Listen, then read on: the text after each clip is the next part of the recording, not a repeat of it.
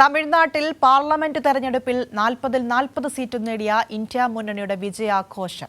കോയമ്പത്തൂരിൽ DMKയുടെ നേതൃത്വത്തിലായിരുന്നു ആഘോഷം. തമിഴ്നാട് മുഖ്യമന്ത്രി MK സ്റ്റാലിൻ വിജയാഘോഷം ഉദ്ഘാടനം ചെയ്തു. ഇന്ത്യ മുന്നണി മതേതരത്വം കാത്തുസൂക്ഷിക്കുന്ന ജനങ്ങൾ നൽകിയ അംഗീകാരമാണ് ഈ വിജയമെന്ന് MK സ്റ്റാലിൻ പറഞ്ഞു. പതിനായിരക്കണക്കിന് ആളുകൾ പങ്കെടുത്ത മഹാസമ്മേളനമാണ് കോയമ്പത്തൂരിൽ നടന്നത്. ലോക്സഭാ തെരഞ്ഞെടുപ്പിൽ പുതുച്ചേരി ഉൾപ്പെടെ തമിഴ്നാട്ടിൽ മുഴുവൻ സീറ്റും ഇന്ത്യ മുന്നണി നേടിയതിൻ്റെ വിജയാഘോഷവും കരുണാനിധിയുടെ ജന്മശതാബ്ദി ആഘോഷവുമാണ് DMKയുടെ നേതൃത്വത്തിൽ സംഘടിപ്പിച്ചത്.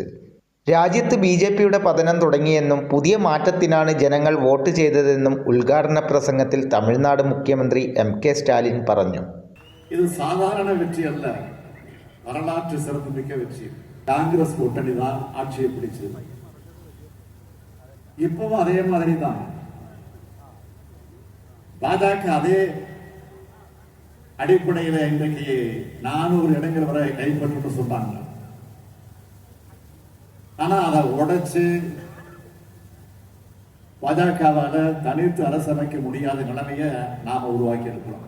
ഇന്ത്യയെ മതരാഷ്ട്രമാക്കാനുള്ള മോദിയുടെയും BJPയുടെയും നീക്കത്തിനെതിരെയാണ് തമിഴ്നാട്ടിലെ ജനത വോട്ട് ചെയ്തതെന്ന് CPIM സംസ്ഥാന സെക്രട്ടറി K ബാലകൃഷ്ണൻ പറഞ്ഞു. ഇന്ത്യ മുന്നണിയിലെ വിവിധ നേതാക്കൾ, മന്ത്രിമാർ, MP-മാർ എന്നിവരും പങ്കെടുത്തു. ഇക്കഴിഞ്ഞ പാർലമെന്റ് തെരഞ്ഞെടുപ്പിൽ BJPക്കെതിരെ ശക്തമായ മുന്നേറ്റമാണ് തമിഴ്നാട്ടിൽ ഇന്ത്യ മുന്നണി കാഴ്ചവെച്ചത്.